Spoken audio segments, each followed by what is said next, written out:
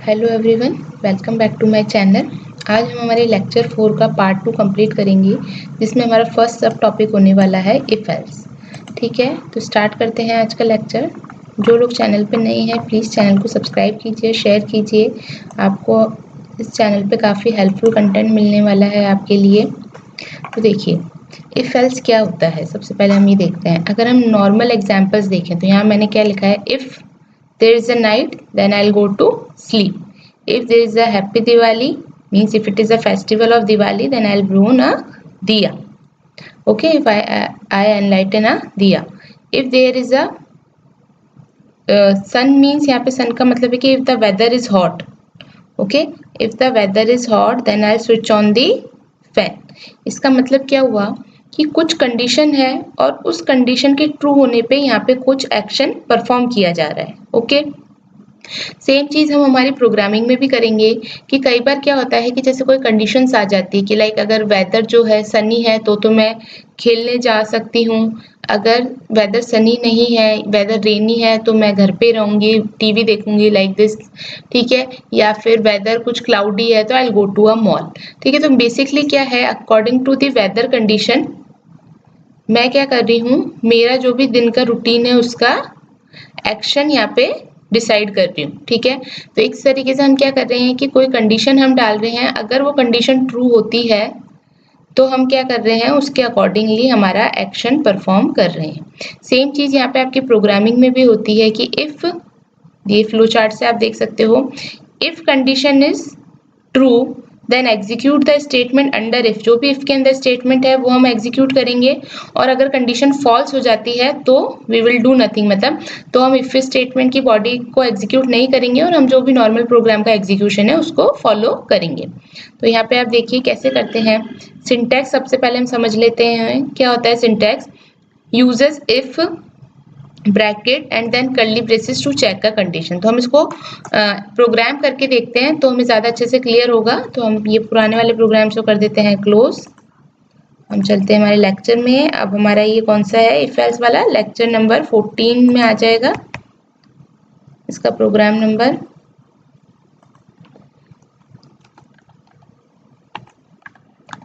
ठीक है, if else condition यहाँ पे हम समझेंगे। तो सबसे पहले हम इफ को देखते हैं, फिर हम आगे की इसकी और भी सिचुएशंस को डिस्कस करेंगे। ठीक है, देखिए हमने एक डेटा टाइप पढ़ा था बूलियन, जिसको हमने यूज कहीं नहीं किया था, तो हम यहाँ पे ले लेते हैं बूलियन। ठीक है, बूलियन में हम लिख देते हैं, क्या लिख सकते हैं हम, यहाँ लिख देते हैं इज समर। ठीक है, सपोज मैंने एक ले लिया कि यहाँ पे मैं देख रही हूँ कि भाई अभी जो सीजन चल रहा है अगर वो समर है, अगर मैं इसमें डाल देती हूँ ट्रू। ठीक है, बूलियन का मैंने बताया था दो वैल्यूज हो सकते हैं, आइदर ट्रू और फॉल्स। ठीक है, अब मैं यहाँ पे लिखती हूँ इफ इज समर देन, यहाँ पे क्या लिखेंगे हम, स्विच ऑन दी फैन। ठीक है, यहाँ पे किया और यहाँ पे हमने लिख दिया एंड ऑफ प्रोग्राम। ठीक है, इसको एग्जीक्यूट करके देखते हैं। मैंने यहाँ पे सिंपल क्या किया है, एक बूलियन वेरिएबल लिया है, क्योंकि देखो इफ स्टेटमेंट जो है उसमें आप जो भी ब्रैकेट में यहाँ पे लिखते हैं उसका रिटर्न टाइप क्या होता है, बूलियन टाइप होता है। या तो ये ट्रू रिटर्न करेगा, फॉल्स रिटर्न करेगा, क्योंकि उसी की बेसिस पे आप कंडीशन चेक कर पाओगे कि अगर कंडीशन ट्रू है तब तो आप इफ की बॉडी वाला जो स्टेटमेंट है उसको एग्जीक्यूट करोगे, और इफ की अगर कंडीशन फॉल्स होती है तो आपका जो कंट्रोल है वो कर्ली ब्रेसेस में नहीं जाएगा और वो डायरेक्टली आपका जो प्रोग्राम का बाकी आपका जो प्रोग्राम का कंटेंट है उसको रन करेगा। लेकिन अभी आप देखिए, इस समर को मैंने क्या कर दिया था, यहाँ पे मैंने एक्सप्लिसिटली इसको ट्रू सेट कर दिया था, और फिर मैंने लिखा इफ इस समर। तो मैं ये मान के ही चल रही हूँ कि अभी जो सीजन चल रहा है वो समर है, तो इस समर पे यहाँ पे क्या आ जाएगा, ट्रू आ जाएगा। ट्रू होते ही कंडीशन क्या हो जाएगी, यहाँ पे ट्रू हो जाएगी। देखो यहाँ पे लिख भी रखा है condition is summer is always true, क्योंकि मैंने क्या यूजर से कोई इनपुट नहीं लिया है, मैंने यहाँ पे डायरेक्टली इस समर को ट्रू सेट कर दिया है। तो क्या होगा, जैसे ट्रू होगी तो इफ के अंदर जो स्टेटमेंट्स है वो एग्जीक्यूट हो जाएगी। तो देखो switch on the fan execute हुआ, उसके बाद आपका इफ खत्म होगा और यहाँ पे फिर आपका जो भी प्रोग्राम का नॉर्मल फ्लो एग्जीक्यूशन है वो स्टार्ट हो जाएगा, तो एंड ऑफ द प्रोग्राम। अब यहाँ पे सपोज हम इस ट्रू की जगह इसको कर देते हैं फॉल्स। ये इनपुट आप यूजर से भी ले सकते हैं, just for the sake of simplicity मैं आपको यहाँ पे एक्सप्लिसिटली लेके बता रही हूँ।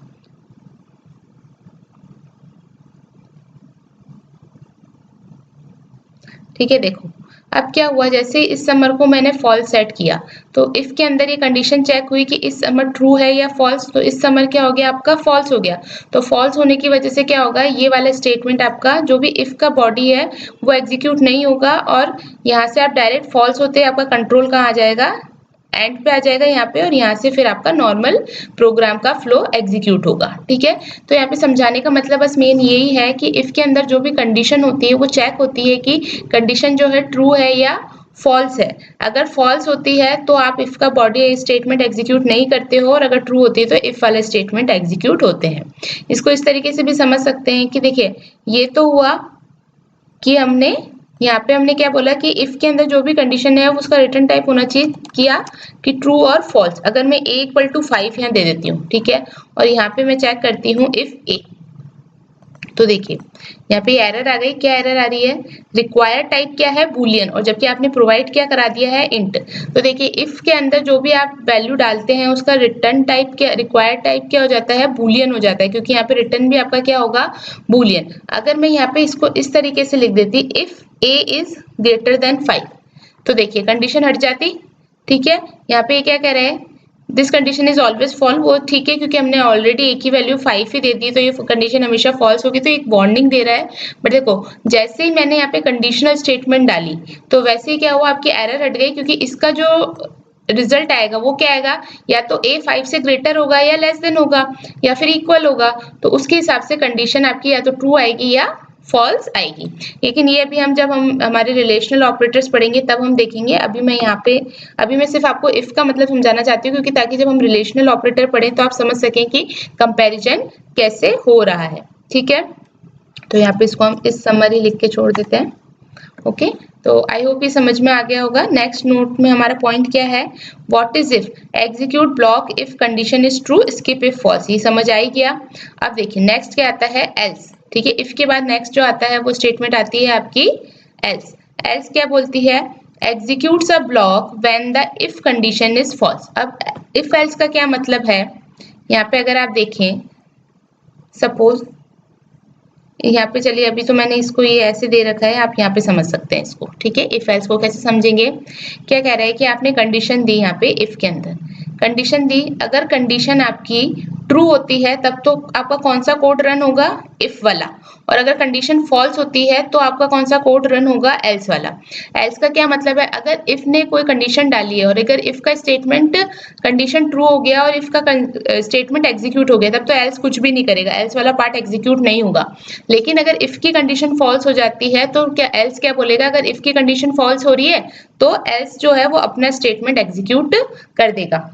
इसको आप जैसे ऐसे समझ सकते हैं कि अगर हमें फाइंड आउट करना है कि कोई पर्सन जो है वो वोट के लिए एलिजिबल है या नहीं, तो हमारी जो एज है वो 18 से क्या होनी चाहिए, ग्रेटर देन इक्वल टू होनी चाहिए। ठीक है ना, तो आप क्या हो सकते हो, वोट के लिए एलिजिबल हो सकते हो। तो यहाँ पे कंडीशन क्या डाल सकते हैं, अगर मैं डाल देती हूँ if age is greater than 18, तब तो हम क्या बोल देंगे, यस यू आर एलिजिबल। ठीक है, यू आर एलिजिबल। ठीक है, अदरवाइज अगर एज जो है 18 से बड़ी नहीं होती है तो हम एल्स वाले पार्ट में जाएंगे और वहां पे हम क्या एग्जीक्यूट कर देंगे, no you are not eligible. ठीक है, तो बेसिकली कहने का मतलब क्या है, अगर कंडीशन ट्रू होगी तो इफ वाला पार्ट एग्जीक्यूट होगा और अगर कंडीशन फॉल्स होगी तो एल्स वाला पार्ट एग्जीक्यूट होगा। दोनों स्टेटमेंट्स एक साथ एग्जीक्यूट नहीं हो सकती है, या तो इफ स्टेटमेंट एग्जीक्यूट होगी या एल्स स्टेटमेंट एग्जीक्यूट होगी। तो चलिए हम एक प्रोग्राम करके देख लेते हैं इसके लिए भी, इफ एल्स के लिए। ये हमारा हो जाएगा 16 नंबर का।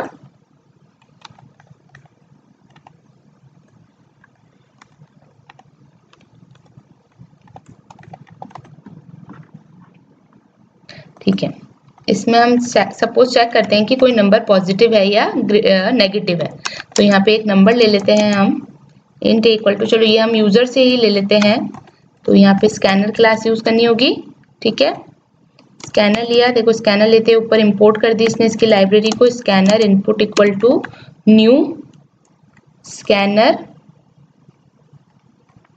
और यहाँ पे क्या आ जाएगा सिस्टम डॉट इन। ठीक है, और यहाँ पे हम इनपुट ले लेते हैं, यहाँ पे लिख देते हैं यूजर से एंटर नंबर।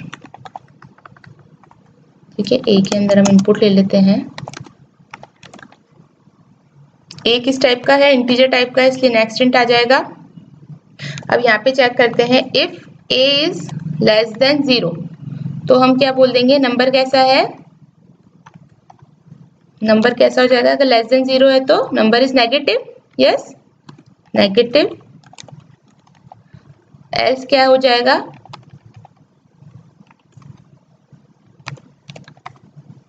पॉजिटिव। ठीक है, या तो नंबर नेगेटिव होगा या पॉजिटिव होगा। ओके, तो यहाँ पे आप क्या कर रहे हो, यहाँ पे चेक कर रहे हो ए की कंडीशन की, ए अगर लेस देन 0 है तो ये क्या प्रिंट कर दे कि नेगेटिव है, और अगर ए लेस देन 0 कंडीशन फॉल्स हो जाती है तो क्या ये प्रिंट कर देगा कि नंबर जो है वो पॉजिटिव है। इसको रन करके देखते हैं हम।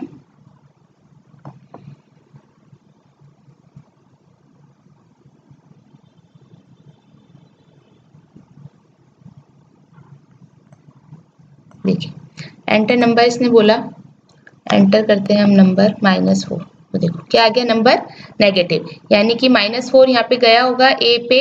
ठीक है, -4 से लेस देन 0 कंडीशन चेक हुई होगी, -4 is less than 0 condition true हो गई, क्योंकि नेगेटिव नंबर लेस देन 0 होता है, तो इसने क्या प्रिंट कर दिया नेगेटिव। एक बार और वापस रन करके देखते हैं, वापस अब इसमें एक कोई पॉजिटिव नंबर एंटर करके देखते हैं, लाइक 12 करके एंटर करके देखते हैं। ठीक है, देखिए क्या आ गया, नंबर पॉजिटिव आ गया। ठीक है, तो यहाँ पे क्यों, क्योंकि कंडीशन जो है ए लेस देन 0 फॉल्स हो गई, क्योंकि 12 लेस देन 0 नहीं होता है, तो इसने क्या प्रिंट कर दिया एल्स में पॉजिटिव। ठीक है, यहाँ पे ये मैंने गलती से टाइप किया। ठीक है, तो इस तरीके से आप इफ एल्स को यूज कर सकते हैं।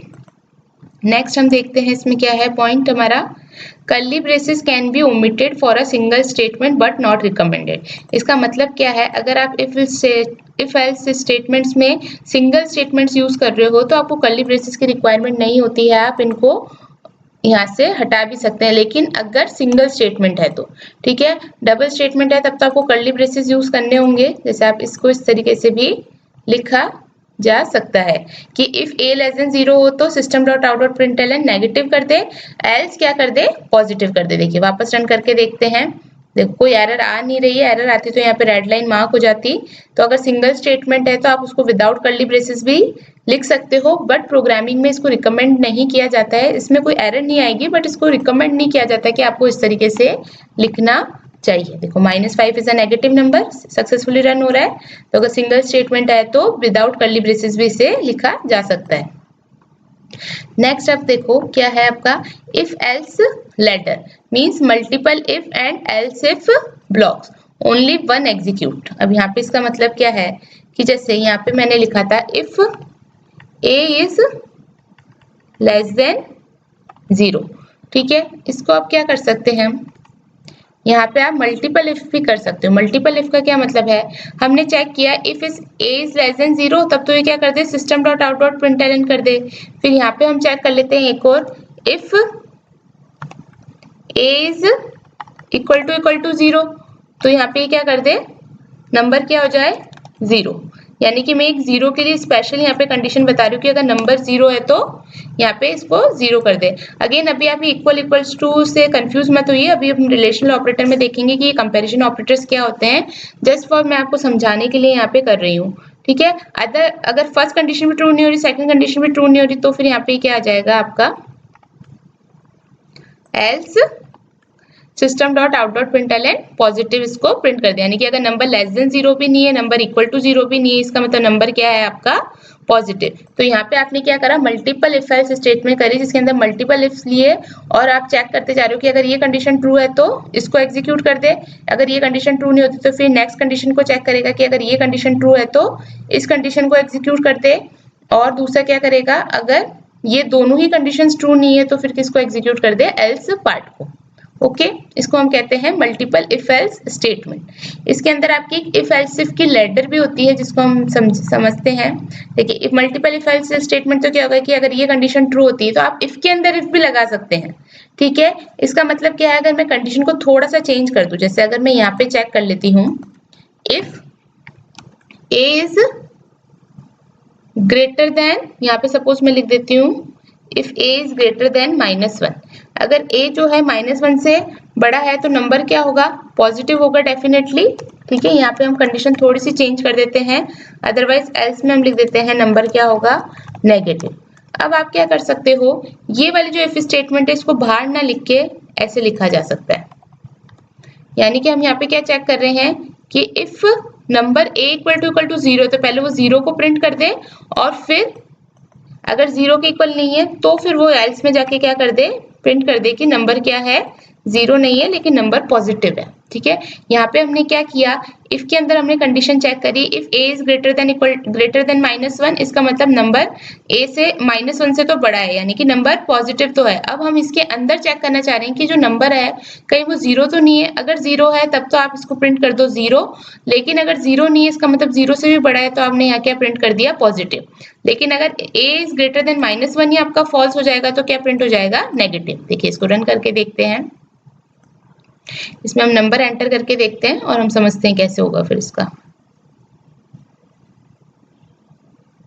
देखिए सबसे पहले अगर सपोज मैंने डाली वैल्यू 0 ही डाल देती हूँ। ठीक है, तो देखो क्या आंसर आ रहा है, 0। क्यों, यहाँ पे इसने चेक किया 0 greater than -1 is yes true, फिर ये अंदर जाएगा, अंदर फिर ये वापस चेक करेगा इफ 0 इज इक्वल टू 0, तो ये भी ट्रू है इसलिए इसने इसको 0 को प्रिंट किया। लेकिन देखो ये वाला एल्स पार्ट प्रिंट नहीं होगा क्योंकि अगर ये दोनों जो है इफ एल्स स्टेटमेंट है, अगर ये इफ स्टेटमेंट एग्जीक्यूट हो रही है तो इसका एल्स पार्ट एग्जीक्यूट नहीं होगा। इसको वापस एग्जीक्यूट करके देखते हैं।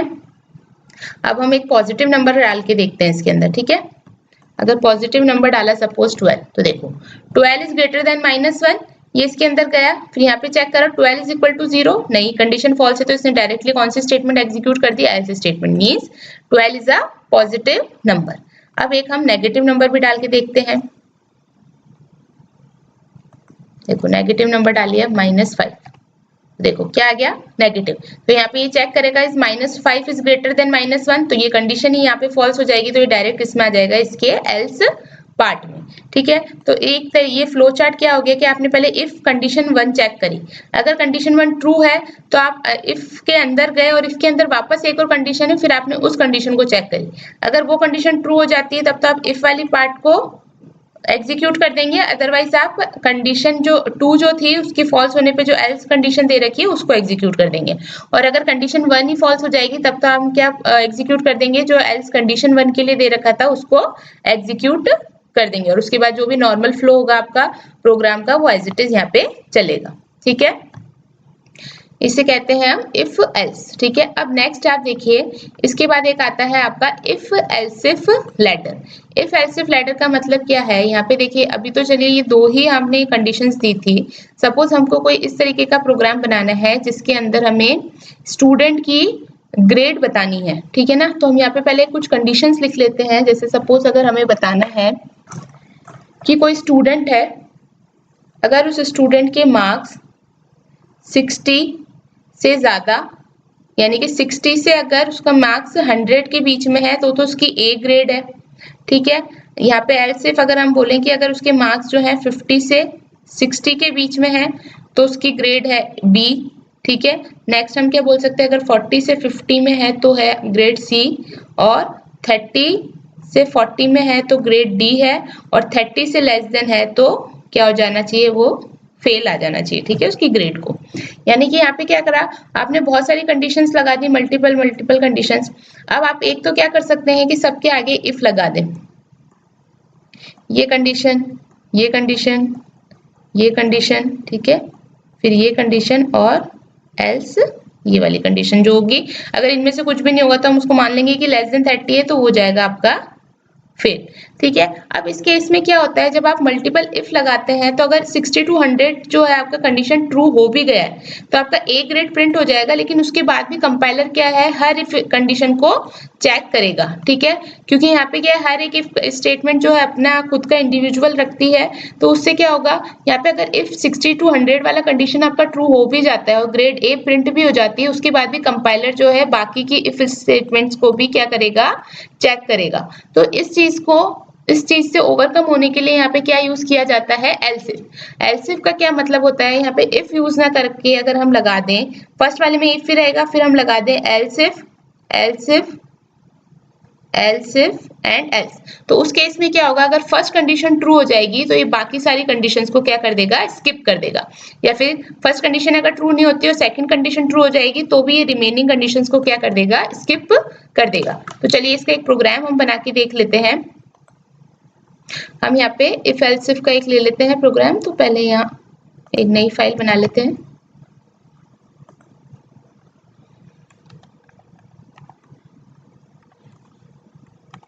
ठीक है, अब हम क्या बनाना चाह रहे हैं, if else if ladder. Okay, ये समझते हैं हम। ठीक है, हमारा एंट्री पॉइंट बना लिया। यहाँ पे हमने सपोज एक वेरिएबल ले लिया है इंट ग्रेड नाम से। ठीक है, और ग्रेड की वैल्यू मैंने दे दी है यहाँ पे, डायरेक्ट ही दे दी है, सपोज मैंने 65। या फिर चलिए अगर आप यूजर से लेना चाहते हैं तो मैं ये प्रोग्राम थोड़ा सा कॉपी कर लेती हूँ। मैं रिकमेंड नहीं करूंगी कि आप भी कॉपी पेस्ट कीजिए, मैं भी आपको समझाने के लिए कर रही हूँ, बट आप क्या कर सकते हैं, यूजर से यहाँ पे इनपुट ले सकते हैं। तो यहाँ पे मैंने यूजर से इनपुट ले लिया कि उसको ग्रेड एंटर करनी है स्टूडेंट की। यहाँ पे नंबर की जगह हम लिख लेते हैं एंटर ग्रेड। ओके, अब देखिए यहाँ पे उसने ग्रेड एंटर करी। अब हम चेक करेंगे इफ, अभी हम सिंपल सा देख लेते हैं ना, if grade is greater then 60, grade is greater then 60, तो ये क्या प्रिंट एग्जीक्यूट, ग्रेड क्या डाल दे इसके अंदर, ग्रेड डाल दे ए। ठीक है, अगर ग्रेड ग्रेटर देन 60 नहीं है तो फिर हम क्या करेंगे, एल्स इफ वाले पार्ट में जाएंगे और एल्स इफ में क्या करेंगे, if grade is greater then 50। ठीक है, अगर ग्रेड ग्रेटर देन 50 है तो फिर हम क्या कर दें, यहाँ पे क्या प्रिंट करा दे, ग्रेड हमारी हो जानी चाहिए बी। ठीक है, फिर हमारा एल्स इफ पार्ट में जाएंगे और यहाँ हम चेक करेंगे कि अगर ग्रेड जो है ग्रेटर देन है 40, तो यहाँ पे कितनी ग्रेड प्रिंट करा दे, सी। इसी तरीके से एल्स इफ, ये सजेशन में भी आपको दे देता है कि आपको एल्स यूज करना है या एल्स इफ यूज करना है। अगर ग्रेड है ग्रेटर देन 30 तो हमारी ग्रेड क्या प्रिंट हो जानी चाहिए, डी। ठीक है, और एल्स में क्या बोल दूंगी, अगर इनमें से कोई भी ग्रेड नहीं आ रही तो आप एल्स में क्या लिख देंगे, फेल। यहाँ हम क्या लिख देंगे, fail, better luck, next step.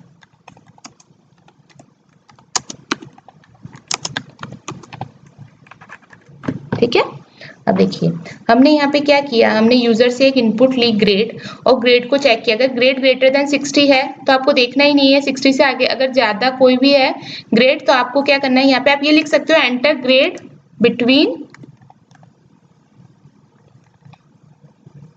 Sorry enter marks लिखने हैं हमको, ग्रेड नहीं लिखने हैं, यहाँ पे एंटर मार्क्स, मार्क्स हम प्रिंट करवा रहे हैं, एंटर मार्क्स बिटवीन।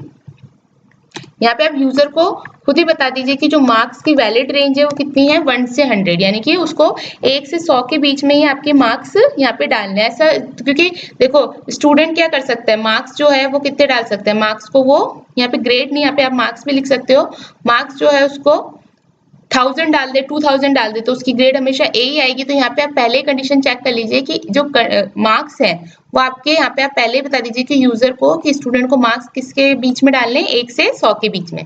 तो अगर मार्क्स 60 से ज्यादा है तो आपकी ग्रेड क्या आ जाएगी, ए। लेकिन अगर 60 से ज्यादा नहीं है तो फिर अगर यहाँ पे ग्रेड ग्रेटर देन 60 हो गया तो यहाँ पे बस ये कंडीशन ट्रू हो जाएगी और आपका प्रोग्राम एंड हो जाएगा। लेकिन अगर ये कंडीशन सक्सेसफुल नहीं होगी तो फिर आप चेक करोगे नेक्स्ट कंडीशन की, अगर 60 से ग्रेड नहीं है बट मार्क्स आपके 60 से ग्रेटर नहीं है बट क्या 50 से ग्रेटर है, अगर 50 से ग्रेटर है तो आप बी ग्रेड प्रिंट कर दोगे। ठीक है, इसको एग्जीक्यूट करके देखते हैं, फिर आपको अच्छे से और एक्सप्लेन हो जाएगा।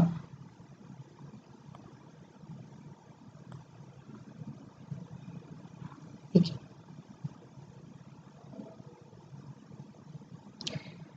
यहाँ पे देखो, ये बोल रहा है enter the marks between 1 to 100। अगर मैं मार्क्स इसके एंटर कर देती हूँ 65, तो इसने क्या करा, देखो इसने क्या करा, जैसे 65 इसके पास आया होगा, इसने चेक किया 65 इज ग्रेटर देन 60, जैसे ये कंडीशन ट्रू हुई इसने ग्रेड ए को प्रिंट किया और बाकी सारी जो स्टेटमेंट्स है वो सब क्या हो जाएंगी, स्किप हो जाएंगी। ठीक है, अगर हम वापस से इसको एग्जीक्यूट करें और अब हम मार्क्स डालते हैं, सपोज हम मार्क्स डालते हैं 40, तो देखो ग्रेड क्या आई डी। कैसे, इसने सबसे पहले चेक किया कि क्या 40 ग्रेटर देन 60 है, कंडीशन फॉल्स है, तो ये फिर क्या जाएगा, एल्स इफ वाले स्टेटमेंट में जाएगा। एल्स इफ में चेक करेगा कि मार्क्स जो है 40 इज ग्रेटर देन 50 है, तो ये कंडीशन भी फॉल्स हो जाएगी, तो ये नेक्स्ट लेटर में जाएगा। नेक्स्ट लेटर में चेक करेगा क्या मार्क्स 40 ग्रेटर देन 40 है, नहीं, 40 equal to 40 but 40 greater than 40 नहीं है, तो ये वाली स्टेटमेंट भी आपकी फॉल्स हो जाएगी, तो ये नेक्स्ट स्टेटमेंट में जाएगा। क्या मार्क्स 40 ग्रेटर देन 30 है, हाँ, तो ये कंडीशन आपकी ट्रू हो जाएगी, तो ये कौन सी ग्रेड प्रिंट कर देगा, डी। ठीक है, तो देखो इस केस में क्या हुआ, इसको सारी लेटर्स चेक करनी हुई, क्यों, क्योंकि कंडीशंस जैसे जैसे फॉल्स होती जा रही है तो आपको नेक्स्ट कंडीशन चेक करनी होगी। जैसे एक भी कंडीशन एग्जीक्यूट हो जाती है तो बाकी कंडीशंस को क्या कर देता है, स्किप कर देता है। कैसे, इस केस में आप देखिए, अगर हम जो मार्क्स हैं वो लेस देन 30 डालते हैं तो उस हिसाब से क्या हो जाना चाहिए, स्टूडेंट फेल हो जाना चाहिए। देखो fail, better luck next time. तो इस केस में क्या होगा, पहले ये वाली कंडीशन चेक हुई होगी, फिर 50 वाली, फिर 40 वाली, फिर 30 वाली, कोई भी कंडीशन इसकी ट्रू नहीं हुई होगी तो इसने कौन सा पार्ट कर दिया, एग्जीक्यूट एल्स वाला पार्ट। जबकि अगर हम देखें, अगर मैं डायरेक्ट वापस से एक बार 60 से ज्यादा मार्क्स डालती हूँ, तो अगर मैंने डाले मार्क्स सपोज 75, तो इसने क्या करा, ग्रेड ए, तो इस केस में क्या होगा, हुआ होगा क्योंकि फर्स्ट कंडीशन ही आपकी सक्सेसफुली ट्रू हो गई, तो इसने बाकी सारी कंडीशंस को क्या कर दिया होगा, यहाँ पे स्किप। ठीक है, जबकि अगर आप यहाँ पे इफ लगाते तो ये बाकी कंडीशंस को भी चेक करते हुए चलता। तो यही फायदा है कि आपका अगर इफ एल्स इफ में आपको पता है कि आपकी एक ही कंडीशन जो है वो ट्रू होने वाली है, तो उस केस में आप यहाँ पे इफ एल्स इफ को यूज कर सकते हैं। ठीक है, तो ये आपका इफ एल्स इफ का स्टेटमेंट है कि कंडीशन 1, देखिए यही हमने फॉर्मेट यूज किया है कि कंडीशन 1 ट्रू होती है तो स्टेटमेंट 1 को एग्जीक्यूट करे, अदरवाइज कंडीशन 2 अगर ट्रू होती है तो स्टेटमेंट 2 को एग्जीक्यूट करे। देखिए अगर स्टेटमेंट 1 एग्जीक्यूट हो रहा है तो यहाँ पे ये खत्म होके कहाँ जा रहा है, नॉर्मल फ्लो के एग्जीक्यूशन, यानी कि ये सारे पार्ट्स को स्किप कर रहा है। इसी तरीके से अगर स्टेटमेंट 2 आपका सक्सेसफुली एग्जीक्यूट हो रहा है तो उसको एग्जीक्यूट करने के बाद ये नॉर्मल फ्लो ऑफ एग्जीक्यूशन में जा रहा है, यानी इतने सारे पार्ट को ये स्किप कर दे रहा है। ठीक है, तो वही इसमें कॉन्सेप्ट है। नेक्स्ट अब देखते हैं, हमारा टॉपिक है रिलेशनल ऑपरेटर्स। तो देखो रिलेशनल ऑपरेटर, अभी हमने ग्रेटर देन का यूज किया और एक इक्वल टू का यूज किया, तो ये ऑपरेटर्स क्या होते हैं, आपके रिलेशनल ऑपरेटर। बेसिकली ये ऑपरेटर्स क्या बताते हैं कि दो कंडीशंस, दो वैल्यूज अगर आपको दे रखी है तो उन वैल्यूज के अंदर जो भी कंपैरिजन है उसको परफॉर्म करते हैं और उसके अकॉर्डिंगली अपना ट्रू और फॉल्स रिजल्ट यहाँ पे प्रेजेंट करते हैं। फॉर एग्जाम्पल हम समझ सकते हैं कि कैसे होगा ये देखिए, ये इतने सारे ऑपरेटर्स हैं आपके रिलेशनल ऑपरेटर्स, इनका क्या मतलब है वो हम देखते हैं। तो हम दो वैल्यूज ले लेते हैं, वैल्यू हमने क्या लिए, ए की वैल्यू सपोज 10 है और बी की वैल्यू 2 है। तो जो फर्स्ट ऑपरेटर है इक्वल्स टू क्या, इक्वल्स टू का मतलब क्या होता है, ये चेक करता है कि जो लेफ्ट हैंड ऑपरेंड है क्या वो राइट हैंड ऑपरेंड के इक्वल है। इसको हम ऐसे लिख सकते हैं, यहाँ हम बता सकते हैं वेरिएबल 1 मान लीजिए और ये वेरिएबल 2 मान लीजिए। अगर हम इनके बीच में इक्वल्स टू लगाते हैं तो इसका मतलब ये क्या चेक करता है, इक्वालिटी चेक करता है क्या कि वेरिएबल 1 क्या वेरिएबल 2 के इक्वल है। तो हमारे केस में अभी ए और बी की वैल्यू हमको गिवन है। ठीक है, ए की वैल्यू कितनी गिवन है हमको यहाँ पे 10 और बी की वैल्यू है 2। तो अगर हम 10 इक्वल टू 2 चेक करेंगे तो कंडीशन ट्रू होगी या फॉल्स, कंडीशन फॉल्स होगी क्योंकि 10 is not equal to 2।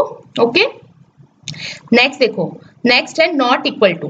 Not equal to का मतलब है यहाँ पे ये चेक करता है क्या कि अगर वेरिएबल 1 जो है वेरिएबल 2 के इक्वल नहीं है तो ये क्या रिटर्न कर देगा, ट्रू। तो हमारे केस में देखो 10 इज नॉट इक्वल टू 2, तो ये कंडीशन क्या हो गई आपकी, ट्रू हो गई। नेक्स्ट क्या है, लेस देन। लेस देन क्या चेक करता है कि जो लेफ्ट हैंड साइड वाला वेरिएबल है क्या वो लेस देन है राइट हैंड साइड वाले वेरिएबल से। तो देखो इस 10 इज लेस देन 2, नहीं, कंडीशन फॉल्स है, 10 लेस देन 2 नहीं होता तो ये क्या रिटर्न कर देगा, फॉल्स।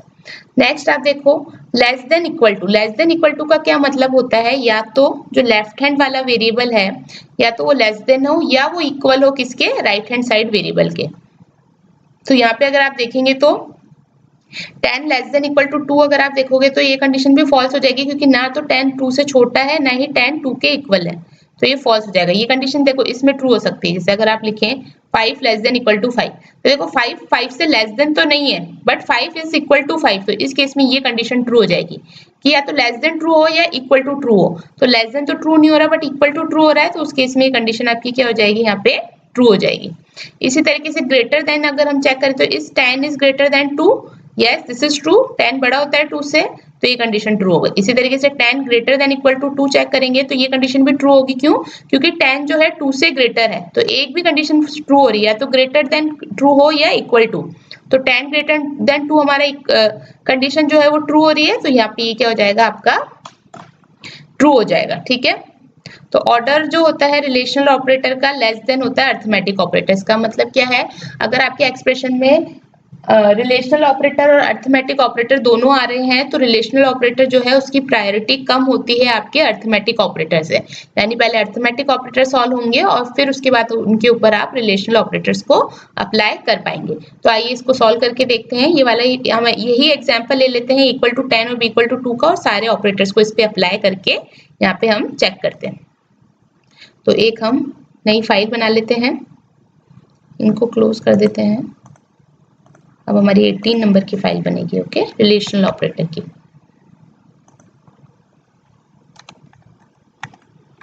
ये कौन सी हो जाएगी हमारी, रिलेशनल ऑपरेटर। यहाँ पे अब देखिए, ठीक है, हमने 2 नंबर लिए थे, a इक्वल टू हमने लिया है 10 और b इक्वल टू हमने लिया है 2। मुझे इन पे सारे रिलेशनल ऑपरेटर्स परफॉर्म करके देखने हैं। तो रिलेशनल ऑपरेटर्स हमारे कौन कौन से हैं, हमारे पास 6 रिलेशनल ऑपरेटर्स हैं। सारे रिलेशनल ऑपरेटर्स की वैल्यूज देखते हैं। अगर हम system dot out dot println करें a इक्वल टू b, तो हम देखेंगे कंडीशन क्या आती है। ठीक है, इसी तरीके से इसी को ही हम यहाँ पे नीचे कॉपी कर लेते हैं और रिलेशनल ऑपरेटर्स यहाँ पे लगा के देख लेते हैं। हमें 6 ऑपरेटर्स लगाने हैं। ठीक है, एक तो a इक्वल टू b लगाना है, दूसरा हमें लगाना है a is not equal to b, next हमें लगाना है a is less than b, then a is less than equal to b, next is a is greater than b, and last is your a is greater than equal to b। ठीक है, ये warning दे रहा है हमको। Warning क्या दे रहा है कि एक्चुअली क्या हमने a और b की वैल्यू यहाँ पे फिक्स कर दी है ना, इसलिए ये वार्निंग दे रहा है कि आपकी जो वैल्यूज है उसके अकॉर्डिंगली इनकी वैल्यूज हमेशा या तो ट्रू आएगी या फॉल्स आएगी। तो आप यूजर से इनपुट लेके भी चेक कर सकते हैं। तो ये सिर्फ वार्निंग है, कोई एरर नहीं है। तो इसको रन करके देखते हैं हम, और हम देखते हैं हमारे आंसर्स क्या आ रहे हैं।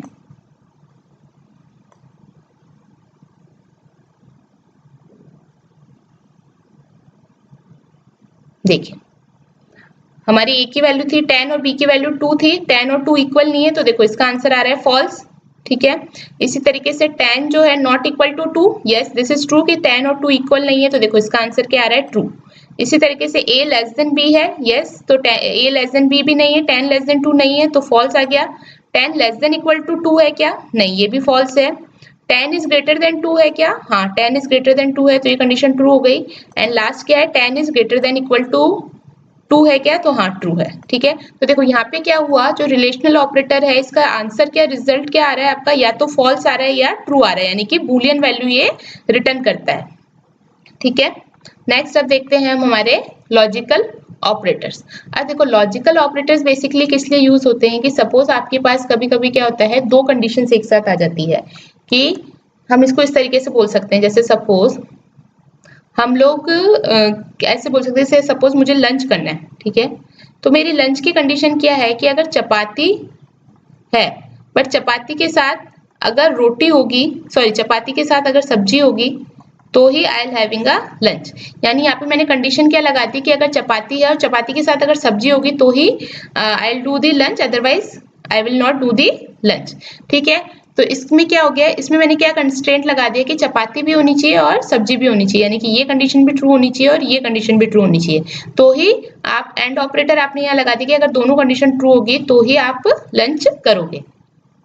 तो ये तो फर्स्ट ऑपरेटर हो गया आपका एंड, ठीक है। इसको आप कैसे रिप्रेजेंट करते हो प्रोग्रामिंग में, इस सिंबल के साथ, एम्परसेंड सिंबल के साथ। और का क्या मतलब हो गया कि सपोज अब मेरे को इवनिंग में या तो चाय पीनी है या कॉफी पीनी है, तो यहाँ पे मैं देख रही हूँ कि अगर टी है तो भी इट्स ओके और अगर कॉफी है तो भी इट्स ओके। इसका मतलब मैं यहाँ पे क्या कह रही हूँ, एक कोई भी एक कंडीशन ट्रू हो जाएगी तो भी मुझे यहाँ पे चलेगा, यानी कि अगर टी है तो भी मुझे चलेगा अगर कॉफी नहीं है तो, और अगर टी नहीं है और कॉफी है तो भी मेरे को चलेगा, और अगर दोनों ही है तो वेल एंड गुड, क्योंकि मैं कोई भी चीज को ऑप्ट कर सकती हूँ। तो और के केस में आप क्या बोल रहे हो कि कोई भी अगर एक कंडीशन ट्रू हुई तो भी आपका आंसर क्या आ जाएगा, ट्रू। जबकि एंड के अंदर हम क्या कह रहे हैं कि दोनों कंडीशंस ट्रू होने पर ही आपका आंसर आएगा ट्रू, अदरवाइज क्या आएगा, फॉल्स। और नॉट क्या करता है, नॉट जो है वो कॉम्प्लीमेंट कर देता है, ठीक है, कॉम्प्लीमेंट कर देता है। इसका मतलब क्या हुआ, अगर आपने वैल्यू दी है ट्रू तो उसका कॉम्प्लीमेंट कर देगा, तो रिटर्न क्या करेगा, ये फॉल्स रिटर्न करेगा, ठीक है। और अगर आपकी वैल्यू आ रही है सपोज फॉल्स, तो उसको क्या कर देगा, ये कॉम्प्लीमेंट करके किस में कर देगा, ट्रू में, ठीक है। जैसे आप इसको ऐसे समझ सकते हैं, हम नॉट में हम कर देते ना, जैसे हम कॉम्प्लीमेंट करते थे तो जीरो का हम क्या कर देते थे, वन, और वन का क्या कर देते थे, जीरो। अब यहाँ पे जैसे आप सपोज देखिए, एक बार हम इसे इरेज कर लेते हैं, फिर हमने देखिए यहाँ पे एक एग्जाम्पल भी लिया और उस एग्जाम्पल से मैं आपको ये समझाती हूँ। तो बेसिकली लॉजिकल ऑपरेटर्स क्या कर रहे हैं, लॉजिकल ऑपरेटर्स आपकी कंडीशंस अगर आपने दे रखी हैं तो दो कंडीशंस के ऊपर अप्लाई करके उनको चेक करेंगे, अगर दोनों कंडीशन ट्रू है तो आपको रिजल्ट कर रहे हैं ट्रू। तो कई बार क्या हो सकता है, सिचुएशंस ऐसी आ सकती है जिसमें आपको दो कंडीशंस एक साथ चेक करनी होती है और उसके हिसाब से आपको डिसीजन लेना होता है। तो यहाँ पे वही चीज है कि सपोज मेरे पास ए और बी दोनों सिचुएशन है। अब यहाँ पे हम करके देखते हैं, इस पे हम या तो एंड लॉजिकल ऑपरेटर लगा के देखेंगे, ठीक है, इसी तरीके से हम इस पे और लॉजिकल ऑपरेटर लगा के देखेंगे, और नॉट ए और नॉट बी यहाँ पे हम करके देखेंगे। तो ए एंड बी का मतलब देखो, ए और बी दोनों की वैल्यू फॉल्स है, तो ए एंड में तो हमने बोला है कि दोनों की वैल्यू ट्रू होगी तो ही ट्रू करेगा, तो ये तो हो जाएगा फॉल्स, ये भी फॉल्स हो जाएगा क्योंकि दोनों ही फॉल्स है। अगर चाय भी नहीं है कॉफी भी नहीं है तब तो फिर हम क्या पियेंगे, ठीक है। नॉट ए का क्या हो जाएगा, फॉल्स का ट्रू, और यहाँ पे भी क्या हो जाएगा, फॉल्स का ट्रू। दूसरा देखो, false and true, false and true भी क्या हो जाएगा, फॉल्स हो जाएगा, क्योंकि एंड में क्या होता है, दोनों कंडीशन ट्रू होनी चाहिए, बट यहाँ पे अब ये ट्रू हो जाएगा क्योंकि चाय नहीं है कॉफी है तो आई विल बी ओके। ए जो है फॉल्स है तो नॉट लगाएंगे तो क्या हो जाएगा, ट्रू, और बी जो है ट्रू है तो इसका नॉट लगाएंगे तो क्या हो जाएगा आपका, फॉल्स, ठीक है। इसी तरीके से ए जो है ट्रू है बट बी फॉल्स है तो ये वापस से फॉल्स हो जाएगा। ए और बी ट्रू हो जाएगा क्योंकि ए कंडीशन आपकी यहाँ पे ट्रू है, क्योंकि ए ट्रू है तो नॉट क्या हो जाएगा इसका, फॉल्स, और बी फॉल्स है तो इसका नॉट कितना हो जाएगा, ट्रू, ठीक है। और ये दोनों ट्रू हैं तो क्या हो जाएगा, ये भी ट्रू होगा, ये तो ट्रू हो गई क्योंकि दोनों वैल्यूज ट्रू हैं, और ये दोनों क्या हो जाएंगे, फॉल्स, ठीक है। तो यहाँ पे इनकी प्रायोरिटी जो होती है, लोअर प्रायोरिटी होती है किससे, आपके मैथ ऑपरेटर से और रिलेशनल ऑपरेटर्स, जो भी हम कंपैरिजन ऑपरेटर्स पढ़ के आए हैं उन दोनों ऑपरेटर्स से इसकी प्रायोरिटी जो होती है कम होती है। तो यहाँ पे एंड का मतलब आप समझ गए आप कि all conditions must be true for the result to be true, result true होने के लिए सारी कंडीशंस ट्रू होनी चाहिए। और के केस में क्या होगा, only one condition must be true for the result to be true, और नॉट इक्वल टू के केस में क्या होगा, inverts the Boolean value of a condition, ठीक है। तो ये आप कर सकते हैं, ठीक है। तो अब देखिए कुछ टास्क आ गए यहाँ पे, तो टास्क परफॉर्म करने से पहले चलिए मैं आपको इसको एक बार करके दिखा देती हूँ। ये हमारे कौन से ऑपरेटर्स हो गए, ये हमारे हो गए लॉजिकल ऑपरेटर्स। तो यहाँ पे हम एक फाइल बना लेते हैं,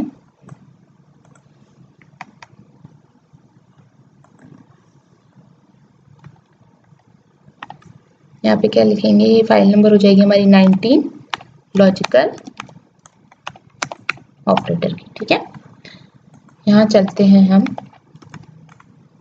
सपोज यहाँ पे मैंने 3 नंबर लिए हैं ए बी एंड सी, मुझे फाइंड आउट करना है कि ग्रेटेस्ट नंबर कौन सा है, ये आपके शायद टास्क में भी गिवन है। तो हमें क्या फाइंड आउट करना है, ग्रेटेस्ट नंबर कौन सा है। तो सबसे पहले हम इसकी एक एल्गोरिथम बना लेते हैं और फिर हम फाइंड आउट करते हैं। अब देखिए इसके अंदर आपके रिलेशनल ऑपरेटर्स भी यूज होंगे, इफ एल्स स्टेटमेंट भी यूज होगा और लॉजिकल ऑपरेटर भी यूज होगा इस प्रोग्राम के अंदर। कैसे, हमको क्या करना है, हमें 3 नंबर गिवन है A B and C. Suppose एक बार मैं इनकी वैल्यूज भी ले लेती हूँ यहाँ पे 12, 14 एंड 15। मुझे फाइंड आउट करना है कि ग्रेटेस्ट नंबर कौन सा है, तो मेरा आंसर क्या आना चाहिए, सी आना चाहिए। अब इसके लिए मुझे बनाना है प्रोग्राम, तो यहाँ प्रोग्राम क्या बनेगा, हम सबसे पहले चेक करेंगे कि कहीं ए जो है वो तो हमारा ग्रेटर नहीं है, तो हम चेक करेंगे कि अगर ए जो है बी से भी ग्रेटर है और अगर ए जो है सी से भी ग्रेटर है, तो उस केस में आपका कौन सा ग्रेटेस्ट हो जाएगा, नंबर ए ग्रेटेस्ट हो जाएगा। ठीक है, अब देखिए यहाँ पे मैंने क्या करा, यहाँ पे मैंने ए कंडीशन पे लगाया कि ए जो है बी से भी बड़ा होना चाहिए, क्योंकि मुझे ग्रेटेस्ट नंबर चाहिए तो ए बी से भी बड़ा होना चाहिए और सी से भी बड़ा होना चाहिए, यानी कि दोनों ही कंडीशन ट्रू होनी चाहिए। इसलिए मैंने यहाँ पे क्या लगाया, एंड लगाया। ठीक है, अगर ये कंडीशन ट्रू नहीं होती, ठीक है, इसमें से सपोज एक भी कंडीशन फॉल्स हो जाएगी तो वो आगे देखेगा ही नहीं और फिर वो चला जाएगा किसमें, एल्स इफ वाले पार्ट में। एल्स इफ लेटर हम क्यों लगा रहे हैं यहाँ पे, क्योंकि यहाँ पे एक ही कंडीशन हमें पता है जो ट्रू होनी है। अब हम चेक करेंगे कहीं बी तो ग्रेटेस्ट नहीं है, तो हम यहाँ चेक करेंगे कि जो बी है क्या वो ग्रेटर देन ए और ग्रेटर देन सी है। ठीक है, अगर ये हो जाएगा तो हम क्या प्रिंट कर देंगे कि हमारा जो बी है वो ग्रेटेस्ट नंबर है। ठीक है, और अगर ये दोनों ही कंडीशंस फॉल्स हो जाएंगी, इसका मतलब क्या हो गया, आपका कौन सा नंबर जो है ग्रेटर हो गया, सी। ठीक है, देखो अब इसको आप चेक करो, 12 इज ग्रेटर देन 14, तो ये देखो ये फर्स्ट ही कंडीशन फॉल्स होगी तो आगे चेक करने की जरूरत ही नहीं है, तो आप किस वाले पार्ट में आ जाओगे, एल्स इफ वाले पार्ट में। अब एल्स इफ वाले पार्ट में आप क्या देखोगे, इस 14 इज ग्रेटर देन 12, हाँ तो ये कंडीशन तो आपकी ट्रू है। अब आप जाओगे एंड वाले पार्ट की दूसरी तरफ, यहाँ पे आप चेक करोगे कि इस 14 ग्रेटर देन 15, लेकिन 14 तो 15 से ग्रेटर नहीं होता, तो ये क्या हो गया, फॉल्स। और ट्रू एंड फॉल्स क्या होता है, फॉल्स ही होता है, तो ये कंडीशन भी आपकी एग्जीक्यूट नहीं होगी और लास्ट में आपकी क्या एग्जीक्यूट हो जाएगी, एल्स वाली। ठीक है, इसी तरीके से हमको करना है, जो हम इसके अंदर भी वैल्यूज यही रख के देख लेते हैं। ए की वैल्यू ले लेते हैं 12, बी की वैल्यू ले लेते हैं 14 और सी की वैल्यू ले लेते हैं यहाँ पे 15। ठीक है, अब यहाँ पे हम ऑपरेटर्स लगाते हैं, if a is greater than b and a is greater than c. अगर दोनों चीजें हैं तब तो हम क्या लिख देंगे यहाँ पे, ए इज ग्रेटेस्ट। ठीक है, अदरवाइज अगर ये कंडीशन फॉल्स नहीं होती तो हम बी के लिए चेक करेंगे, बी में हम क्या लगाएंगे, if b is greater than a and b is greater than c, तो हम क्या लिख देंगे, बी इज ग्रेटेस्ट। ठीक है,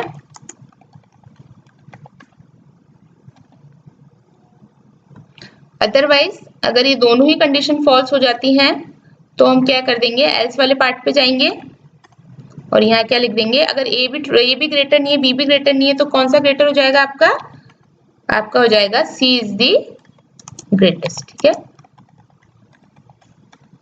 ठीक है, अब इसको एग्जीक्यूट करवा के देखते हैं हम, हमारा आंसर क्या आना चाहिए, सी इज द ग्रेटेस्ट आना चाहिए। हमने एल्गोरिथम देख ली है,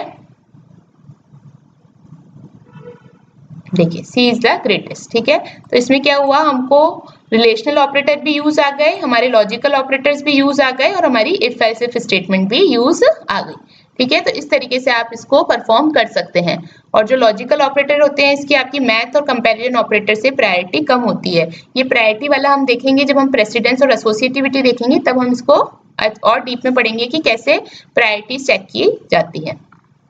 अब ये कुछ टास्क हैं जो आपको परफॉर्म करने हैं, जैसे देखो फर्स्ट वाला तो मैंने करवा ही दिया, नंबर पॉजिटिव, नेगेटिव और जीरो है। ठीक है, ऑड और इवन आप कैसे चेक कर सकते हो, ऑड और इवन के लिए आपको कौन सा ऑपरेटर यूज करना पड़ेगा, मॉड्यूलस ऑपरेटर यूज करना पड़ेगा। ठीक है, अगर किसी भी नंबर को आप 2 से मॉड्यूलस करें और उसका रिमाइंडर 0 आ जाए तो वो नंबर क्या होता है, इवन, क्योंकि जितने भी इवन नंबर है वो 2 से डिवाइड हो जाते हैं। और अगर ये नहीं होगा, ठीक है, ये कंडीशन ट्रू नहीं होगी तो एल्स क्या हो जाएगा, आपका नंबर क्या हो जाएगा, ऑड। इस तरीके से आप इसको कर सकते हैं। ठीक है, ग्रेटेस्ट ऑफ द 3 नंबर मैंने आपको करवा दिया, बट आप प्लीज खुद से भी प्रैक्टिस करना। ठीक है, इसके बाद देखो create a program that calculates grades based on the marks. देखो ये क्वेश्चन भी अभी हमने किया है, इसमें अगर ए ग्रेड दे रहा है ये अबाउ 90% पे, बी ग्रेड दे रहा है अबाउ 75% पे, सी ग्रेड दे रहा है 6, तो यहाँ पे आपको कौन सा लैडर यूज करना होगा, एक तो इफ एल्स इफ का लैडर यूज करेंगे और यहाँ पे आपको रिलेशनल ऑपरेटर साथ में यूज करना होगा। ठीक है, तो ये क्वेश्चंस प्लीज आप खुद से कीजिए, तभी आपको प्रैक्टिस होगी और तभी आपको थोड़ा सा जावा प्रोग्रामिंग समझ में आएगी। एक और क्या है, create a program that categorize a person into different age group. तो एज के बेसिस पे आपको पर्सन को कैटेगराइज करना है कि अगर एज 13 से कम है तो चाइल्ड है, एज अगर 20 से कम है तो टीन है, यानी कि आपको प्रिंट करवाना है। अगर 13 से एज कम है तो आप प्रिंट कराओगे कि पर्सन इज चाइल्ड। अगर एज जो है 20 से कम है तो पर्सन इज टीन। एज अगर 60 से कम है तो पर्सन इज एडल्ट, और एज अगर 60 से ज्यादा है तो पर्सन इज सीनियर। ठीक है, तो देखो तीन प्रोग्राम्स मैंने करवा दिए हैं, 2 ही प्रोग्राम आपको करने हैं इसके अंदर। ठीक है, तो आप प्लीज प्रोग्राम की प्रैक्टिस कीजिए। अगर नहीं आता तो कमेंट बॉक्स में लिखिए, मैं इनके लिए सेपरेट वीडियो बना दूंगी। बट आई वांट कि आप पहले खुद से प्रैक्टिस करें, क्योंकि प्रोग्राम्स बहुत इजी हैं, मैं ऑलरेडी सब कुछ एक्सप्लेन कर चुकी हूँ और उसके बाद ही आपको यहाँ पे प्रोग्रामिंग प्रैक्टिस दे रही हूँ। तो इसको आप पहले कीजिए, इसके बाद हम एक और पार्ट में हम इसकी बाकी चीजें कवर करेंगे कि ऑपरेटर प्रेसिडेंस, क्योंकि ये एक इंपॉर्टेंट टॉपिक है ऑपरेटर प्रेसिडेंस वाला हमारा। ठीक है, इसको बहुत थोड़ा सा हम अच्छे से समझेंगे, क्योंकि इसमें क्या होता है हमारे एमसीक्यूज के अंदर बहुत क्वेश्चंस आ जाते हैं ऑपरेटर प्रेसिडेंस पे। तो मैं अभी इसको कवर कराना नहीं चाह रही, क्योंकि ऑलरेडी आई थिंक 40 मिनट्स का लेक्चर हो चुका है। इसको हम अलग से डिटेल पढ़ेंगे और इसके क्वेश्चंस भी थोड़े से सॉल्व करने की कोशिश करेंगे, ताकि ये वाला जो टॉपिक है वो हमारा पक्का हो जाए। तो आज का वीडियो अच्छा लगा है तो प्लीज चैनल को लाइक कीजिए, सब्सक्राइब कीजिए। हम मिलते हैं नेक्स्ट वीडियो में। Thank you.